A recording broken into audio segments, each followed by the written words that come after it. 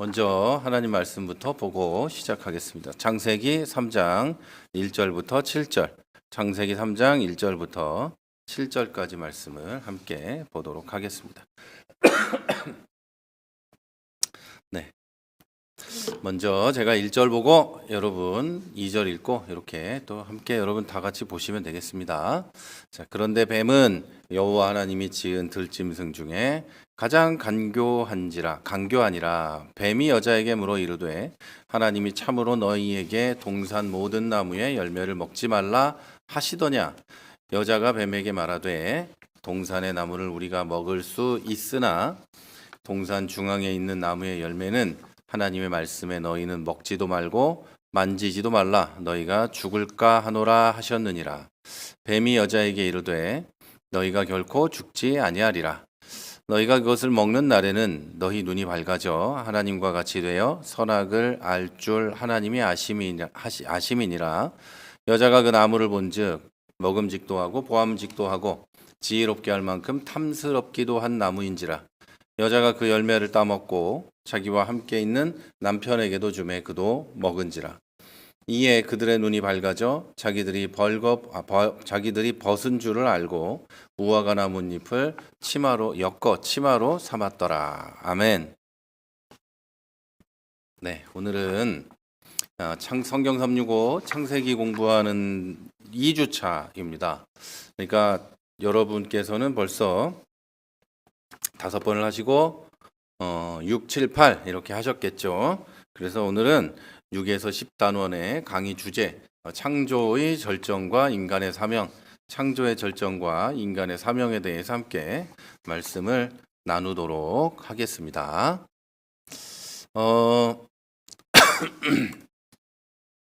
죄송합니다. 이 목이 낫질 않아요. 요즘에 잠을 제대로 자지 못해서 목이 낫질 않아서 그런데 이제 좀 목도 낫고 다 그럴 수 있지 않을까? 빨리 낫겠죠. 이제 빨리 나을 수 있으면 좋겠고 하긴 여러분 안 아픈 사람이 요즘에 감기고 뭐고 걸리지 않은 사람이 없는 그런 상황이라서 저만 그런 게 아니고 여러분도 지금 다 많이 편찮으시고 그러실 텐데 어쨌든 여러분 건강 다 같이 조심해서 빨리 낫고 그러면 좋겠습니다. 저도 좀 빨리 낫고. 네. 오늘 제가 일단 지금은 목회자용 교재를 다 만들고 있거든요. 이제 지금 창세기 교재를 거의 100번 정도 되게 이렇게 만들었고요. 그리고 목회자 교재를 지금 계속해서 만들어 가면서 이 목회자 교재는 좀 더 심화해서 만들어 가고 있습니다. 그러니까 제가 개인적으로 바라는 바로는 여러분께서 공부를 지금 이렇게 하시면서 앞으로 언젠가는 여러분도 성경을 가르칠 수 있는 날을 빨리 맞이하게 된다. 그러면 이제 이 교재들로 주변에 있는 분들 또 교회 안에 다른 사람들을 가르칠 수 있는 그런 분들이 되었으면 좋겠습니다. 그래야 저도 좀 여유 있게 할 수 있지 않을까 하는 생각도 하는데 일단은 여러분이 좀 공부하시면서 또 같이 또 이렇게 해 나갈 수 있으면 좋겠어요. 목회자용 교재는 전체 1일차부터 5일차까지에 있는 주 5일짜리의 핵심 요약 말씀 내용하고 그리고 답 해설 이렇게 구성이 돼 있어요. 그래서 오늘은 6에서 11차 공부를 같이 어쨌든 하도록 하겠습니다. 제가 굳이 이 말씀을 드린 거는 제가 이제 목회자용 교재를 만들고 있다. 이런 얘기를 하려고 한 겁니다. 자, 여러분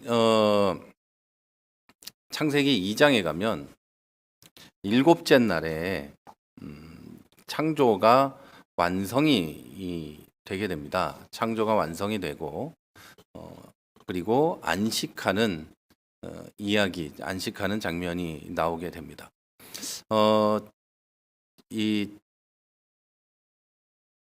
하나님께서는 여섯 날 동안 6일 동안 세상을 창조하시고 이제 7째 날에 하나님의 모든 사역을 마치시면서 안식하시게 됩니다. 하나님이 쉬셨다는 거죠. 하나님이 6일 동안 일을 많이 하시고 쉬셨다 이 얘기예요. 그래서 사람들은 7일째, 이제 6일째, 7일째 되는 날이 되면 하나님도 힘들어서 쉰 거다. 야, 우리도 좀 쉬어야 된다. 힘드니까. 이렇게 이야기하시는 분들도 있습니다. 그런데 여기서 안식하다라는 말은 단순히 하나님이 쉬셨다, 휴식 같은 그런 단순히 그런 게 아니라 창조가 6일 동안에 하나님의 창조가 완전했다. 완전했다. 그러니까 이제 하나님이 완전하고 이 세상에 완전히 충만했다. 이런 것을 선언하시면서 이걸 통해서 하나님이 하나님의 창조 세계를 기뻐하고 만족하셨다는 걸 의미하는 거예요. 그냥 내 힘들었어. 일주일 동안 너무너무 내가 일을 많이 했구나. 좀 쉬어야겠다. 이렇게 생각하시면서 하나님께서 쉬셨다. 이런 의미가 아닙니다. 자, 그리고 창조 세계가 이제 이 휴식만 하는 게 아니라 창조 세계가 이제 완전하고 충만하다는 것, 완벽하다는 것을 하나님이 선언하셨다는 것을 의미하고요. 하나님께서 또 이렇게 안식하셨다는 것은 창조의 완성을 의미함과 동시에 하나님의 백성에게 안식이라는 것이 단순히 육체적인 쉼만을 의미하는 것이 아니라 하나님과의 관계 속에서 누리는 평화와 만족이라는 것을 이 안식하신 것을 통해서 가르쳐 주시는 거죠.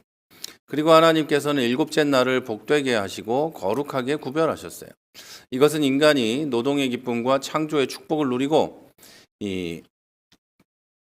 또 그 안에서 하나님과 교제하면서 참된 평안을 발견해야 이 참 사람으로서의 기쁨과 평화를 누릴 수 있다는 것을 가르쳐 주고 있는 거예요.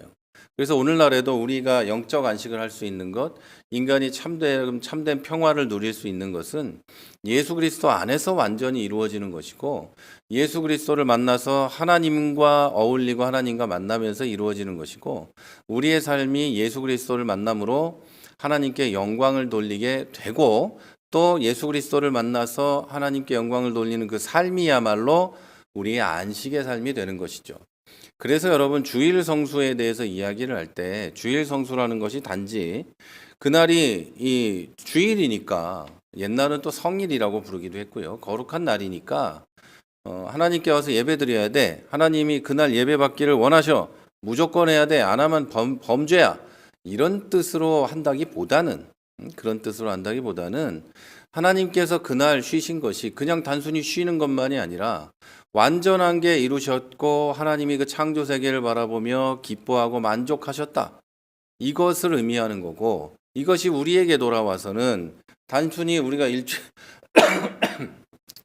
일주일 동안 일한 것에 대해서 이제 힘드니까 쉬어야 되겠다. 그런 날이 아니라 그런 나를 만드시고 이 세상을 만드신 하나님께서 기뻐하셨던 것처럼 나는 그 하나님과의 관계 속에서 이제 관계가 회복된 하나님의 자녀로서 주일날 예배를 드리며 하나님과 만나며 평화와 만족과 기쁨과 은혜를 누리게 되는 것. 이게 주일이에요.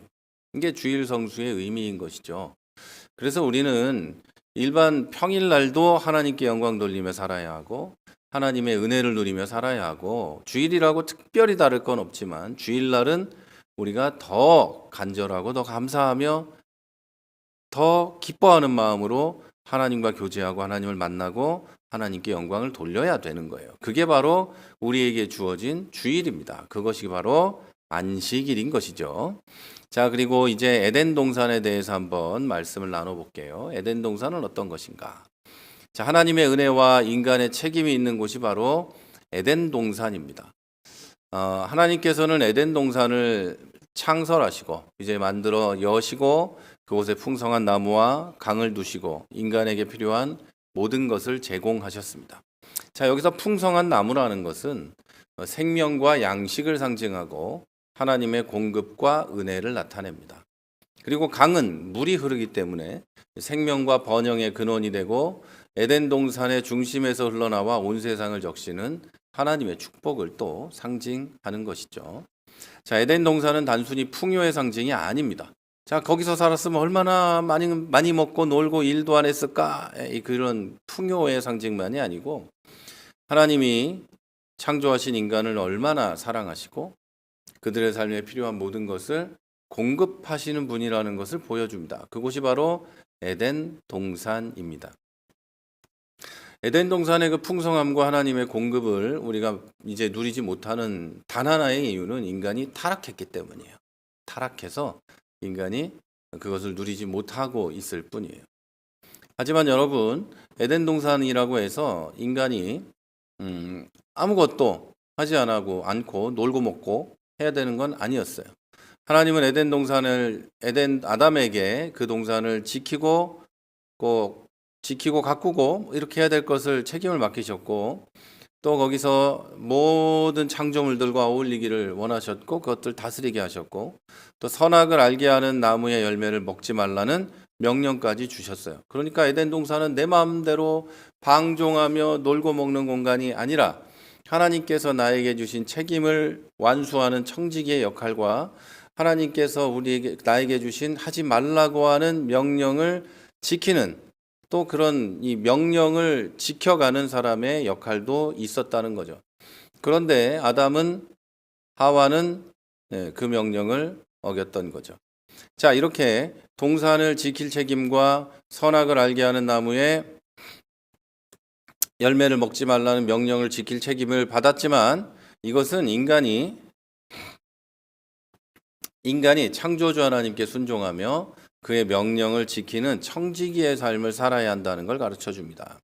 하나님은 인간을 창조하시고 무조건적으로 놀고 먹어라, 이제 내가 다 해줄게, 이렇게 하신 게 태초부터 아니었다. 이것을 여러분 아셔야 됩니다. 그러니까 우리가 에덴 동산으로 돌아가면 얼마나 좋을까, 놀고 먹을 텐데 과일만 먹고 살아도 되지 않니? 이런 생각은 하지 마십시오. 거기서도 일은 했습니다. 물론 먹고 살기 위한 일은 아니었어요. 그래서 인간이 이 노동을 대할 때 가장 뭐라고 할까요? 제가 생각할 때 노동을 대할 때 가장 고귀한 자세는 먹고 살기 위해서가 아니라 하나님이 나에게 주신 은혜, 하나님이 나에게 주신 삶이다. 이것을 가지고 내가 먹을 수 있고 입을 수 있는 은혜를 주시고 하나님의 일을 할 수 있는 능력을 주시는 거다. 이런 이 감사하는 그런 마음, 그리고 이것을 가지고 내가 조금 더 있다면 다른 사람에게 나눠줄 수 있는 그런 은혜를 입는 거다. 이것이 바로 이 노동의 의미예요. 그게 뭐 어디에 취직을 해서 일을 하든 아니면 자영업을 하든 저같이 목사가 돼서 목사로 일을 하든 뭐 다 똑같습니다. 이 세상에서 일을 하는 것은 다 똑같아요. 그래서 사람이 하나님이 주신 그 태초로부터의 명령은 나에게 맡긴 것을 최선을 다해 지키고 일궈내고 그리고 하나님이 하지 말라는 것을 하지 않는 거예요. 하라는 것을 하고, 이게 인간에게 맡겨진 굉장히 고귀한 명령입니다. 자, 이 말씀은 우리의 삶도 하나님 은혜 속에서 살지만 동시에 책임 있는 행동과 순종이 요구되고 있다는 것을 알려주는 겁니다. 여러분에게는 하나님의 은혜도 있지만 그와 동시에 그와 걸맞는 행동을 해야 될 의무가 있고 그와 걸맞는 만큼의 하나님께 순종해야 될 의무가 있습니다. 권한이 크면 책임도 커요. 나에게 권한이 있으면 책임도 커요. 여러분 다 뉴스를 다 보고 계시니까 말씀을 드리면 어떤 이 계엄령에 동원됐던 저기 일개 병사하고 거기에 나와서 뭘 했던 별 3개짜리 4개짜리 장군하고는 책임의 크기가 달라요. 권한의 크기가 다르기 때문이죠. 모든 일이 다 마찬가지예요. 이 높은 자리에 올라가면 올라갈수록 아니면 많은 것을 책임지는 일을 해야 될수록 권한이 큰 일을 해야 될수록 그 사람에게는 책임이 커요. 그런 면에서 저는 이 아담을 별로 그렇게 좋아하는 사람 별로 없겠지만 아담이 그렇게 좋은 많은 권한을 갖고 있었지만 책임도 있었지만 나밖에 몰랐다. 그래서 자기의 욕구에 타락해버렸다. 이렇게 생각을 합니다. 모든 인간의 타락은 책임이 아니라 권한을 무한대로 증폭시키려고 할 때 사람은 타락할 가능성이 매우 높아집니다. 자, 세 번째 제가 준비한 세 번째는 결혼의 신성한 기원에 대한 겁니다. 자, 하나님께서는 아담을 위해서 하와를 창조하시면서 결혼의 신성한 기원, 그러니까 결혼을 하나님이 세우셨다. 결혼 제도는 하나님이 만드셨다는 걸 확립해 놓으셨습니다. 자, 이것은 결혼이 단순한 인간적인 동반자가 아니고 사람이 그냥 내 마음에 들어서 살아내는 그런 동반자가 아니고 하나님께서 계획하신 창조 질서의 핵심이라는 걸 보여줘요. 결혼은 하나님과의 언약 관계를 반영하고 서로 사랑하고 섬기는 가운데 그의 영광을 드러내도록 설계하셨어요. 그리고 하나님께서 최초의 가족도 그렇게 만들어 주신 겁니다. 또한 결혼은 다른 의미로 볼 때 그리스도와 교회의 연합을 상징하고 복음의 신비를 담고 있는 신성한 제도입니다. 그러니까 인간이 만들어낸 제도가 아니라 하나님께서 태초부터 인간에게 주신 제도가 바로 결혼이라는 거예요. 하나님은 아담이 혼자 있는 것이 좋지 않다고 판단하시고 그를 돕는 배필로 하와를 창조하셨습니다. 하와는 아담의 갈빗대로 창조되었고 이것은 남성과 여성이 동등한 가치를 가지면서도 상호 보완적인 관계로 설계되었다는 것을 보여줍니다. 이게 무슨 뜻이냐면 옛날에는 여자는 남자 갈빗대밖에 안 되는 것들이 무슨 뭐 말을 하냐, 교회에서 시끄럽냐, 뭐 이런 소리를 했는데 그런 게 아니고요. 아담이 혼자 있는 것이 안타깝고 좋은 게 아니고 분명히 하나가 더 필요하다고 하나님이 생각하셔서 그를 돕는 배필. 그러니까 아담만 돕는 게 아니라 서로 간에 세워주고 서로 외로움의 문제가 아니에요. 혼자 있는 것이 옳지 않다고 봐서 하나님이 하와까지 창조하신 거죠. 그리고 하와는 아담의 갈빗대로 창조되었으니까 갈빗대뿐이다 뭐 이런 게 아니라 갈빗대, 그의 뼈의 뼈, 살 중에 살, 그러니까 그 뼈를 빼서 창조했다는, 그러니까 나와 부부는 같은 거다 이런 거예요. 남자와 여자는 동등한 가치를 가지고 있다. 그리고 상호 보완한다. 서로 돕는 것이다. 이것을 하나님이 명확하게 성경에 기록해 놓으신 거죠. 아담은 하와에 대해서 내 뼈 중에 뼈요 살 중에 살이라고 부르면서 연합과 사랑을 표현했어요. 물론 이제 나중에 타락한 뒤에는 이 여자 때문에 그래요. 뭐 이런 소리를 했지만 여러분 다 살아보셔서 알겠지만 대부분의 남자는 다 똑같습니다. 아담 자손이기 때문에 저 여자 때문이에요. 저 사람 때문이에요. 다 그래요. 네. 뭐 다 그렇습니다. 뭐 저도 뭐 다 그렇고 안 그런 사람이 어디 있겠어요. 자, 이는 결혼이 단순히 인간적인 관계를 넘어서 하나님께서 제정하신 신성한 언약의 관계라는 걸 다시 한번 얘기해 주는 거예요. 결혼은 사랑과 헌신 속에서 하나님의 창조 질서를 이루어가는 소중한 관계입니다. 이제 오늘날 결혼을 무시하고 결혼 관계를 이제 사라진 거다. 단지 뭐 유산 주기 싫어서 뭐 때문에 결혼을 하지 않고 막 별의별 짓을 다 하는데 여러분 그런 이제 결혼은 귀중한 거예요. 그래서 무시하고 가족이 아닌 뭔가를 더 좋아하고 이런 거는 옳지 않습니다.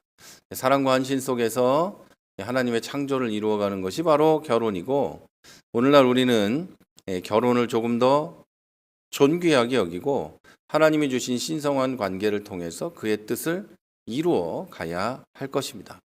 자, 인간의 타락을 한번 볼까요? 죄의 시작과 결과가 3장에 등장하고 있습니다. 뱀은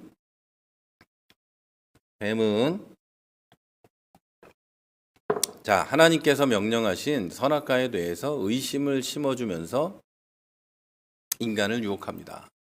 뱀은 하와에게 접근하여 하나님의 명령을 왜곡합니다. 이렇게 말하죠. 정말로 하나님이 너희에게 동산의 모든 나무의 열매를 먹지 말라고 하셨니? 이렇게 물어봐요. 아주 교묘하죠. 진짜 뱀 같죠? 하는 소리가. 이것이야말로 진짜 뱀 같은 소리죠. 자, 이것은 하와로 하여금 하나님의 명령을 의심하게 만드는 거예요. 이것이 바로 하와로 하여금 하나님의 명령을 의심하게 하는 그런 질문이었습니다. 자, 하나님이 그리고 하나님의 선하심을 불신하게 만드는 교묘한 전략이었어요. 그리고 하와는 뱀의 말을 듣고 하나님의 명령을 왜곡해서 받아들이고 결국 금지된 열매를 먹게 됩니다. 자, 좀 더 자세하게 이 부분을 말씀드리면, 야, 정말 하나님이 동산의 모든 나무의 열매를 먹지 말라고 했니? 그러니까 하와가 이제 뱀한테 이렇게 말해. 동산 모든 열매를 우리가 먹을 수 있는데 동산 중앙에 있는 나무의 열매는 하나님의 말씀에 너희는 먹지도 말고 만지지도 말라. 너희가 죽을까 하노라 하셨느니라. 이렇게 말해요. 그러니까 하와가 어떤 식으로 받아들인 거예요? 뱀이 하와에게 물어볼 때 하나님을 부정적으로 표현하죠. 모든 걸 먹을 수 있게 하셨지? 이렇게 물어본 게 아니라 먹지 말라고 했지? 이렇게 물어본 거예요. 그러니까 하와는 그 부정적인 반응을 보이는 거죠. 하나님에 대해서. 하나님이 동산 중앙에 있는 나무는 먹지도 말고 만지지도 말라고 하셨어. 그리고 만약에 먹으면 너희가 반드시 죽으리라 이렇게 하나님이 하신 걸 너희가 죽을까 하노라 했다. 이렇게 대답을 한 거죠. 죽을지도 몰라. 이렇게 대답을 한 거죠. 자, 그러자 뱀이 여자에게 이렇게 말합니다. 야, 뱀은 이렇게 말하는 거예요. 여자는, 이 하와는 우리가 하나님이 말하기를 죽을지도 몰라 이렇게 말했다고 했어요. 그런데 이 뱀은 이렇게 말해요. 여자야, 절대로 너희는 죽지 않을 거야. 결코 죽지 않을 거야. 이렇게 대답을 해요. 이 말은 무슨 뜻이에요? 이 하나님은 절대로 죽을 거라고 했는데 정령 죽으리라고 했는데 하와는 죽을지도 몰라 이렇게 하셨어 라고 대답했고 뱀은 절대로 죽지 않을 거야 이렇게 대답을 했죠.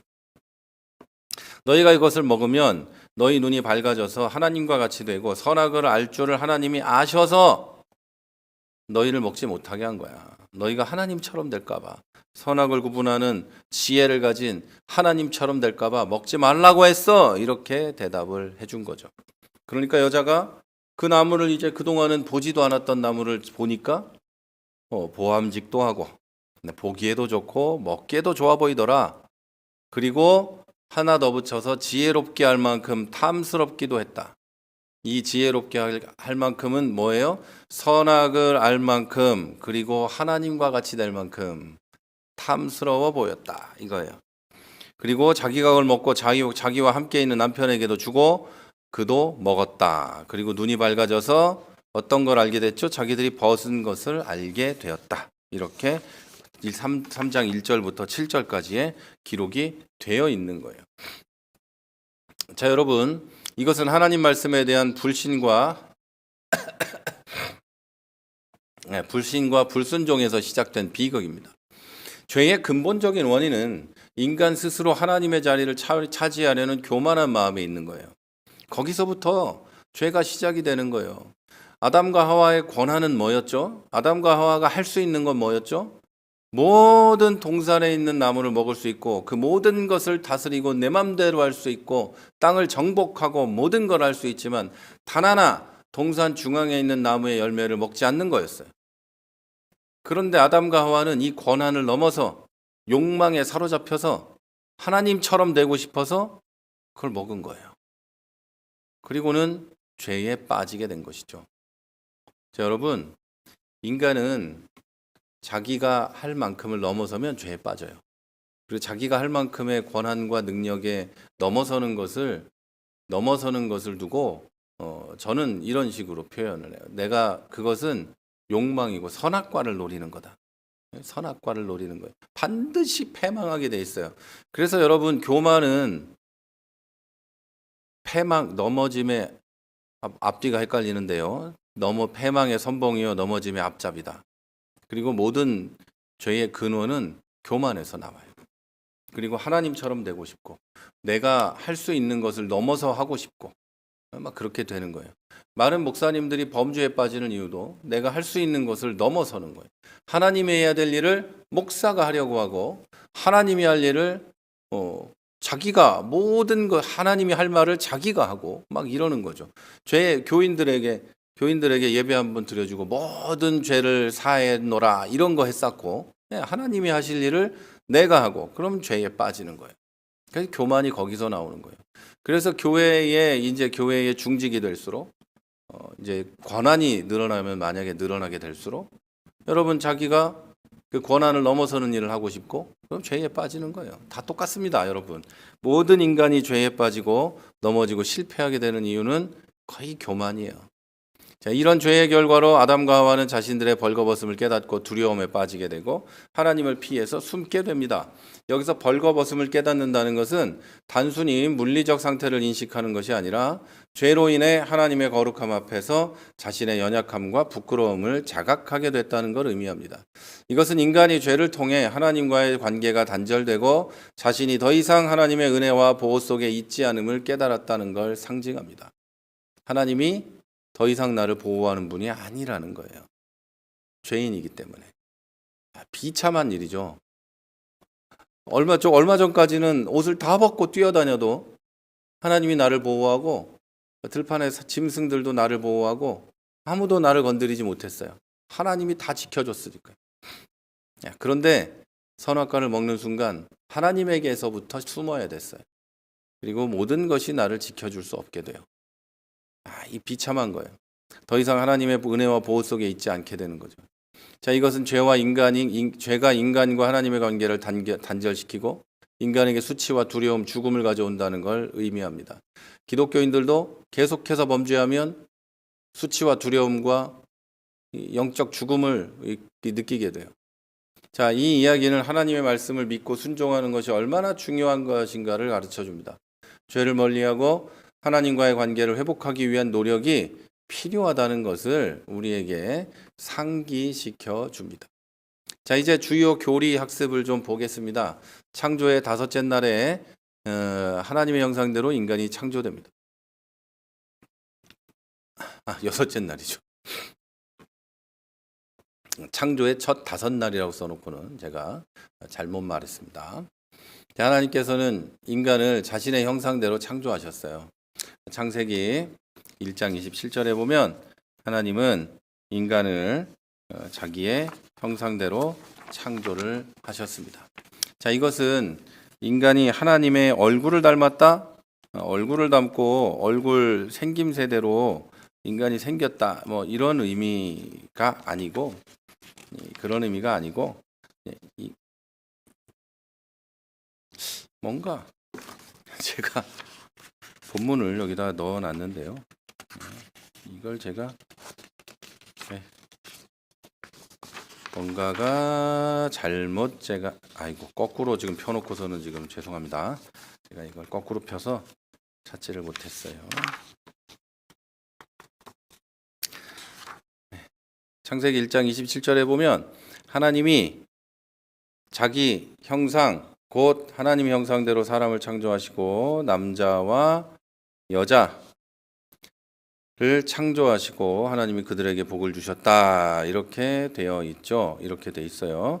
이것이 바로 이 하나님이 지으신 그 모든 것을 보더니 심히 좋았더라. 저녁이 되고 아침이 되니 이는 여섯째 날이더라. 이렇게 되어 있습니다. 자, 사람이 하나님의 형상대로 창조되었다는 건 사람이 하나님의 얼굴을 닮았다는 의미가 아니고 인간이 도덕적이고 영적이며 하나님의 성품을 반영하는 존재라는 것을 의미합니다. 하나님의 형상은 인간에게 특별한 존엄성과 가치를 부여해 줍니다. 자, 창조 세계에서의 독특한 위치를 나타낸다는 거예요.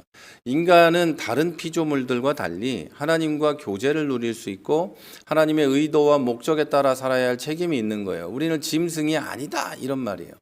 우리는 동물이 아니다. 그러니까 비스트, 짐승 이런 게 아니라는 거예요. 인간이 짐승처럼 되고 내가 뭐 원숭이에게서 나왔다는 둥 뭐 여러 가지 이야기들이 있는데 여러분 그렇지 않아요. 내가 짐승에서 왔고 한낱 단세포에서 온 것이고 하나님의 성품과 하나님의 형상을 닮은 게 아니라면 나는 왜 도덕적이어야 하는가? 라는 존재론적 질문, 도덕론적 질문을 스스로에게 해봐야 되는 거예요. 내가 왜 그래야 하는가?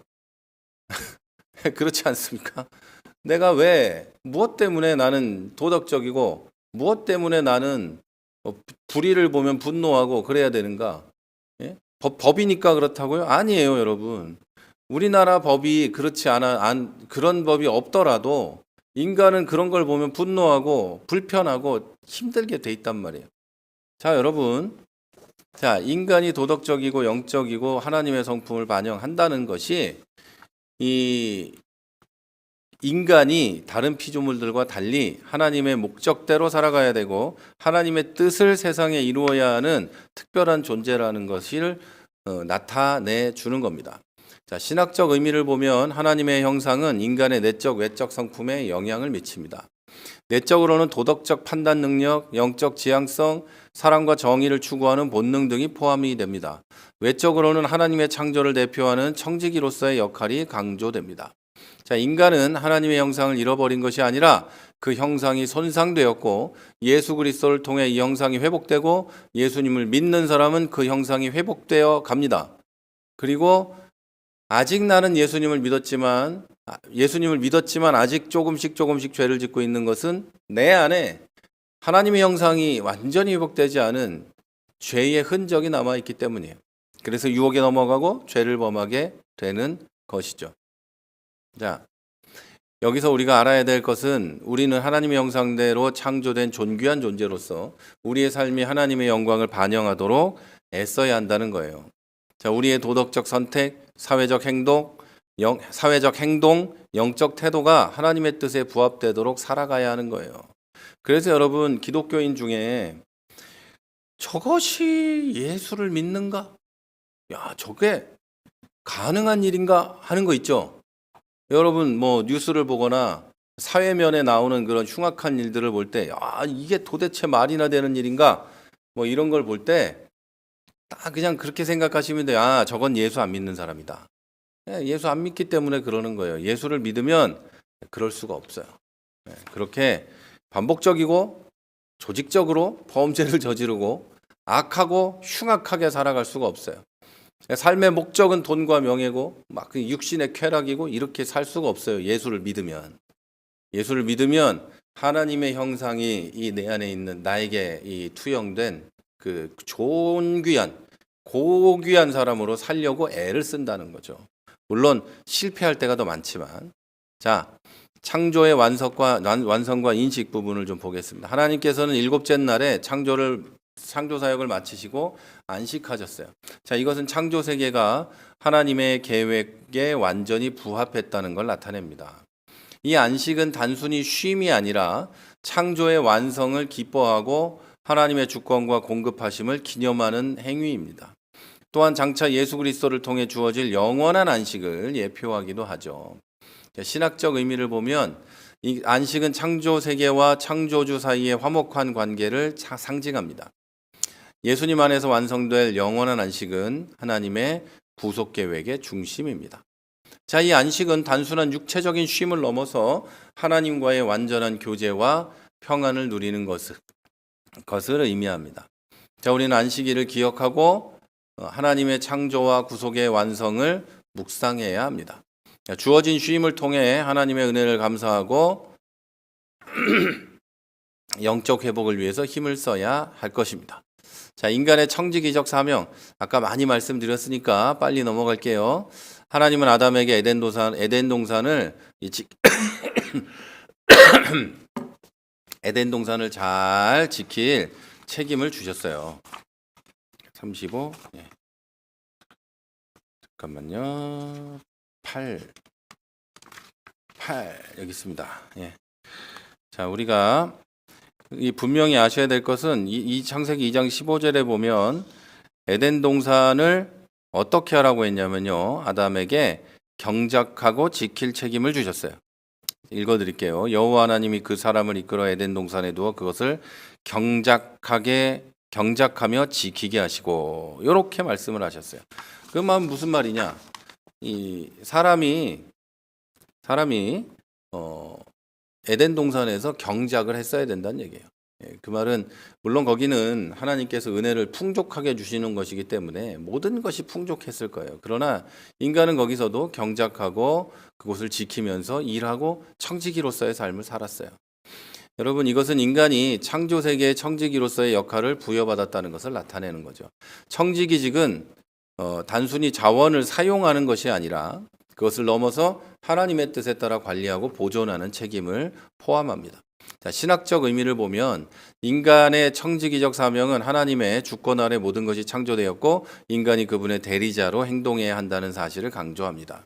죄 때문에 이 사명이 손상되었지만 예수 그리스도를 통해 새 창조의 청지기로 회복된 것을 우리는 기억해야 합니다.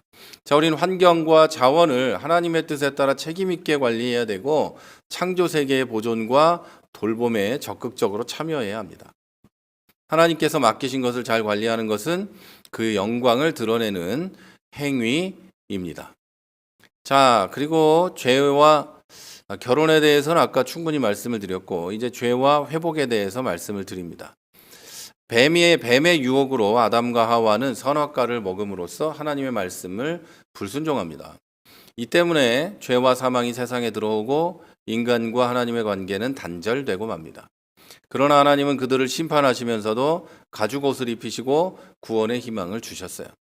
신학적 의미를 살펴보면 죄는 하나님의 거룩함과 인간의 연약함을 대조적으로 드러내고, 그러니까 하나님은 거룩하시고 인간은 연약해서 죄를 짓는 거예요.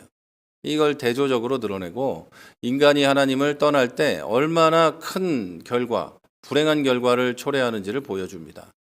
하나님의 회복 약속은 예수 그리스도를 통해 완전하게 이루어집니다. 자, 우리는 죄의 유혹을 경계하고 죄를 회개하고 하나님의 은혜를 의지해야만 합니다. 하나님의 말씀에 순종하고 그의 계획 안에서 회복과 구원을 경험해야 합니다. 자, 우리의 모든 죄와 실패에도 불구하고 이게 제일 중요합니다. 하나님의 사랑은 끊어지지 않았고 앞으로도 끊어지지 않을 것입니다.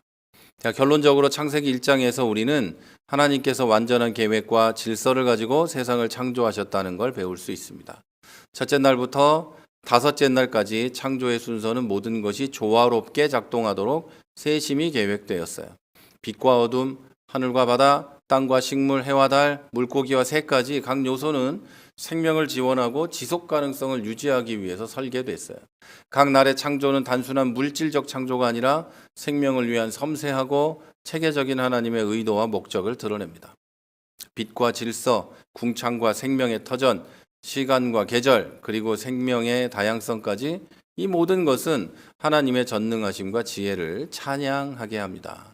이 창조 이야기를 통해 우리는 창조주 하나님을 경외하고 그분의 창조 세계를 보존하고 주어진 삶을 청지기로서 하나님의 자녀로서 하나님 뜻에 따라 살아가야 될 사명을 알게 되고 또 그렇게 살아가는 여러분 되시기를 바랍니다. 자, 이제 여섯 번째 거 이제 이 답을 알려드리도록 하겠습니다.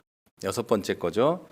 여러분 여섯 번째 날 우리의 여섯 번째 창세기 6이라고 써 있는 거 그 부분을 보시면 됩니다. 거기에 보시면 1번 문제, 하나님께서 여섯째 날에 창조하신 것은 무엇인가요? 동물과 인간입니다. 다 아시죠? 자, 두 번째 문제, 인간이 하나님의 형상대로 창조되었다는 것은 무엇을 의미하나요? 3번, 인간이 하나님과 특별한 관계를 가진 영적 존재라는 뜻입니다. 하나님의 형상대로 창조되었다는 건 인간이 하나님의 성품을 반영하고 도덕적, 영적, 이성적 존재로 창조되었다는 것을 말합니다. 자, 이것은 인간이 하나님과 관계에서 살아가고 하나님 뜻을 이루기 위해 특별히 창조된 존재라는 것을 강조하는 거죠. 인간은 다른 피조물들과 달리 하나님과 교제합니다. 자, 그리고 3번, 하나님께서 인간에게 주신 사명은 뭘까요? 정답은요, 하나님께서 인간에게 주신 사명은 창세기 1장 28절에 기록되어 있는데 생육하고 번성하여 땅에 충만하라, 땅을 정복하라, 그리고 모든 생물을 다스리라, 이것입니다. 창세기 1장 28절에 기록이 되어 있어요. 자, 그리고 4번에 인간이 하나님의 형상대로 창조되었다는 것은 무엇을 의미합니까? 자, 이거는 인간이 하나님과 특별한 관계를 가진 영적인 존재라는 것을 말합니다. 여기 2번 객관식 문제와 상통하는 것이고요. 답은 똑같습니다. 자, 이제 7번째 날로 가겠습니다. 만약에 답을 못 따라오시는 분은 없겠지만 혹시나 못 따라오시거든 다시 한번 이 영상을 보시면 되겠습니다. 그리고 만약에 여러분 주변의 분들이나 어떤 분들에게 성경을 좀 공부시키고 싶다 그러면 이걸 가지고 공부하도록 하시면 됩니다. 저에게 말씀하시면 제가 책을 만들어 드리니까 그렇게 얘기해 주시면 됩니다. 미리 얘기해 주시면 주일날 여러분 가져가실 수 있게 준비해 두니까 미리 얘기해 주시면 고맙겠습니다. 자, 7번째 날 문제를 좀 보겠습니다. 자, 물론 이 목회자용 교재에는 그 교리학습이나 이런 것도 더 깊이 있게 쓰여 있어요. 요걸 다 매일매일 해드리고 싶지만 요게 매일매일 우리가 지금 할 수 없으니까 여러분 지금 보고 계신 걸로도 물론 충분하고 앞에 지금 한 40분 동안 말씀드린 것과도 그것으로도 충분합니다. 여러분 아시는 거는 그 정도면 정말 충분하니까 더 뭐 알고 싶으시면 저에게 말씀하시면 제가 또 따로 알려드릴 수도 있습니다만 그 정도면 충분할 겁니다. 자, 7번째 날 볼게요. 하나님이 7번째 날에 하신 일이 뭘까요? 2번 모든 일을 마치고 안식하셨습니다. 자, 안식은 하나님이 힘들어서 쉬신 게 아니고요. 창조의 완성을 의미하고 하나님께서 그의 창조를 기뻐하시고 만족하셨다는 것을 보여줍니다. 그래서 원래의 창조의 세계는 하나님이 만족하실 만한 완벽한 곳이었다. 이것을 보여주십니다. 자, 2번 문제 7째 날을 하나님께서 복되게 하시고 거룩하게 하신 이유는 뭘까요? 창조를 끝낸 날이기 때문에 그래요.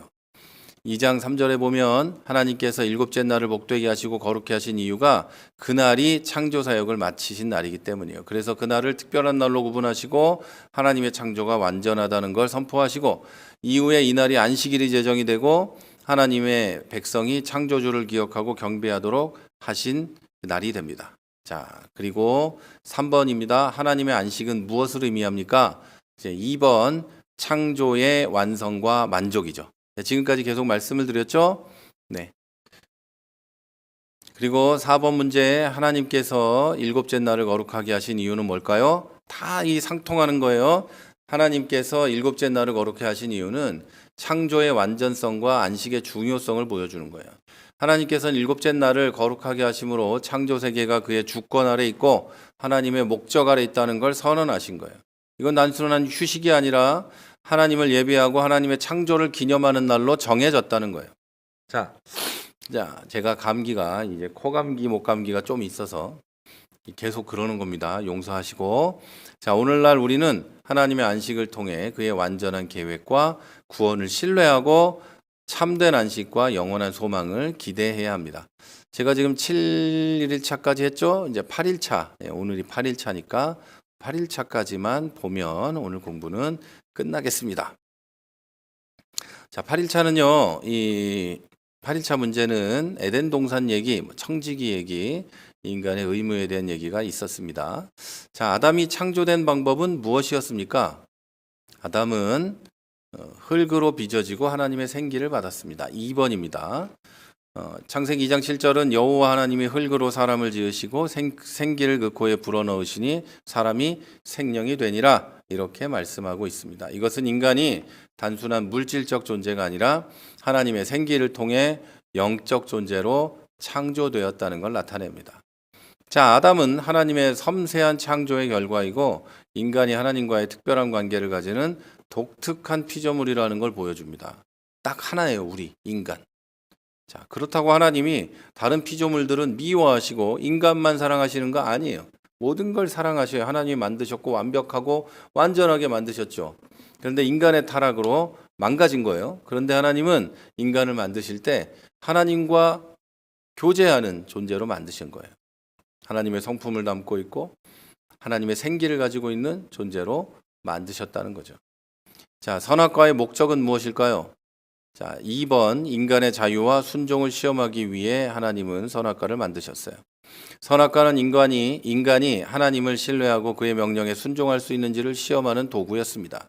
하나님은 아담과 하와에게 모든 나무의 열매를 자유롭게 먹게 하셨지만 선악과는 금지하셨어요. 이것은 인간에게 도덕적 자유와 책임을 주고 하나님께 자발적으로 순종할 기회를 주셨다는 것을 보여줍니다. 지금도 인간은 특별히 우리 예수 믿는 사람도 마찬가지인데 우리는 지금도 도덕적인 자유와 책임이 있어요. 그리고 하나님께 자발적으로 순종할 기회가 있어요. 자발적으로 불순종할 기회도 있어요. 그리고 책임은 내가 지는 겁니다. 하나님이 그런 기회를 주셨다고 하나님 책임은 아니죠. 불순종한 내 책임이죠. 이제 집에다가 애 혼자 놔두고 공부하라고 했는데 애가 공부를 안 했어요. 저녁에 갔더니 그거는 애 책임입니까? 엄마 책임입니까? 아빠 책임입니까? 시키기만 하고 안 돌봐준 엄마 아빠 책임이에요? 아니면은 자발적으로 그것을 할 수 있는 기회와 책임을 줬지만 하지 않은 그 애가 잘못인가요? 당연히 걔 잘못이죠. 학생이 공부를 안 해요. 자발적으로 할 수 있는 모든 기회를 가졌지만 하지 않았어요. 누구 책임이에요? 그 아이 책임이죠, 당연히. 엄마 아빠 책임이 아니에요. 때려야 되나요? 요즘 세상에 그런 게 아니에요. 뭐 어떤 사람이 자기가 이 책임과 어떤 게 있어서 일을 해야 되는데 자발적으로 할 수 있는 기회가 있었어요. 하지 않았어요. 책임져야죠. 그건 마찬가지예요. 모든 인간은 마찬가지. 하나님 앞에 모든 인간, 그리스도인도 마찬가지예요. 모두 똑같습니다. 그 책임이 있고 자유가 있고 내가 해야 될 일이 있어요. 그리고 자유가 있고 기회가 있어요. 안 하면 그 책임을 지는 겁니다. 3번 문제, 하나님께서 아담에게 주신 첫 번째 책임은 뭘까요? 하나님께서 아담에게 주신 첫 번째 책임은 에덴 동산을 경작하고 보호하는 거예요. 창세기 2장 15절에서 하나님께서는 아담을 에덴 동산에 두어 그것을 경작하며 지키게 하셨습니다. 자, 이것은 인간이 하나님의 창조 세계를 돌보고 관리하는 청지기적 책임을 맡은 존재라는 걸 보여줍니다. 자, 이는 인간이 단순히 존재하는 게 아니라 단순히 유유자적 존재하거나 단순히 인간이 뭐 먹고 싶은 것만 먹고 잠자고 싶은 것만 자고 자기 본능대로만 사는 것이 아니라 하나님의 뜻에 따라 적극적으로 행동해야 된다는 걸 가르쳐 주는 거예요. 여러분, 되는 대로 이 기독교인들이 되는 대로 살면 안 되는 겁니다. 기독교인은 적극적으로 하나님 말씀에 순종하며 살아야 돼요. 적극적으로 하나님이 하라는 것을 하고 적극적으로 하나님이 하지 말라는 것을 안 해야 합니다. 여러분, 이거 분명하게 기억하셔야 돼요. 우리 인간은 최초에 만들어질 때부터 하루도 쉬지 않고 자지도 주무시지도 않는 하나님의 형상을 담고 하나님의 성품을 닮은 존재로 만들어졌어요. 그리고 하나님은 에덴 동산을 경작하고 지키게 하셨어요. 그걸 거부하고 하나님처럼 똑똑하게 되려고 지혜롭고 싶어서 선악과를 먹은 게 우리 조상 맨꼭대기의 아담이에요. 그래서 이제 예수 믿은 우리들은 하나님께서 우리에게 주신 책임과 하나님께서 우리에게 주신 일들을 완수해 가야 돼요. 내가 맡은 일, 세상에서 일들도 하나님이 주신 거예요. 열심히 해야 돼요. 열심히. 힘들지만 어쨌든 열심히 해야죠. 우리 친구 목사하고도 종종 얘기하는데 이 일을 해요. 그러니까 뭐 피곤하다 맨날 그러면서 우리 다 하는 말이 그거예요. 열심히 해야지. 열심히. 어쨌든 하나님이 시킨 일이고 맡긴 일이니까 그게 뭐 교회 일이든 세상 일이든 다 목회고 다 우리 하나님이 주신 그 성직이라고 보니까 뭐든지 열심히 해야 된다. 자, 여러분에게 주어진 그 직업들도 다 성직이에요. 여러분이 거룩하기 때문에 그 일도 거룩한 일이에요. 그래서 여러분이 하시는 일을 열심히 하셔야 돼요. 물론 힘들겠지만 열심히 하셔야 돼요. 이 일에 어떤 가치가 있는가 그걸 생각하기 이전에 일단 열심히 해야 돼요. 그리고 가치도 찾고 만약에 하나님이 시키신 일이 아니다. 이건 아니다. 그럼 다른 일을 또 찾고 이렇게 해야 되죠. 자, 하나님께서 아담에게 무엇을 먹지 말라고 하셨는가? 선악을 알게 하는 나무의 열매. 이렇게 쓰셔야 돼요. 선악과 뭐 이렇게 쓰셔도 맞지만 선악을 알게 하는 나무의 열매가 정답이겠습니다. 자, 이것은 인간이 하나님의 주권을 인정하고 하나님 말씀에 순종해야 한다는 걸 상징해요. 모든 것을 할 수 있었지만 단 하나를 넘어서면 안 되는 거예요. 하나님이 할 거. 여러분, 정죄하고 사람이 저거 지옥 가야 돼 이렇게 정죄하고 하는 건 하나님이 하실 일이에요. 우리의 일이 아니에요. 아무리 범죄자라고 해도 아무리 약한 인간이라고 해도 그렇게 해서는 안 되죠. 자, 이 열매를 먹는 것은 하나님과의 관계를 깨뜨리는 불순종의 행동으로 간주되고 인간은 에덴에서 쫓겨나게 됩니다.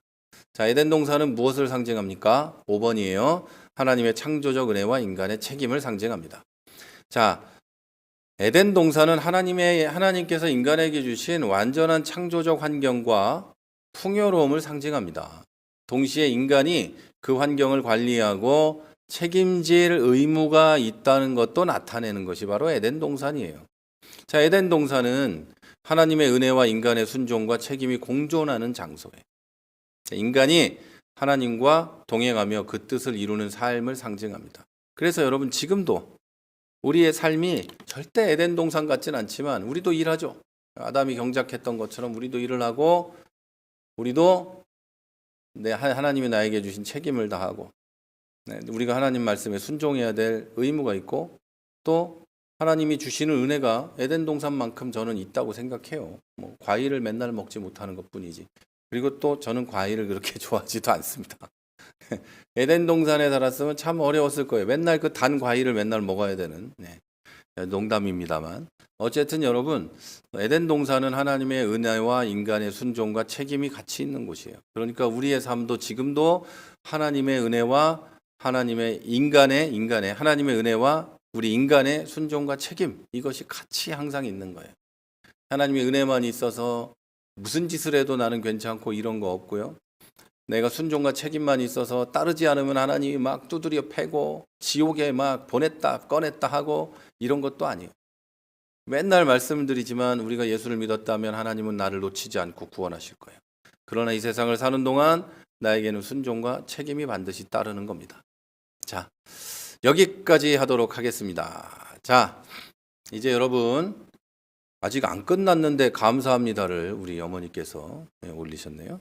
자, 이제 끝났어요, 지금. 자, 여러분, 한 주 또 잘 보내시고 주일날 뵙도록 하겠습니다. 오케스트라도 이번 주는 휴식이고 저와 우리 가족은 교회 와가지고 좀 정리도 좀 하고 할 수 있도록 또 준비를 하려고 합니다. 자, 특별한 질문은 당연히 여러분 오늘 없으실 테고 그리고 말씀을 드리자면 아까도 광고로 말씀드렸던 것처럼 혹시나 누군가 어느 분에게 성경을 공부시키고 싶다, 같이 공부하면 좋겠다 이런 분이 있으면 교회 단체방에 누구누구가 이런 거 필요합니다 하고 올려주시면 제가 만들어 놓고 할 수 있도록 하겠습니다.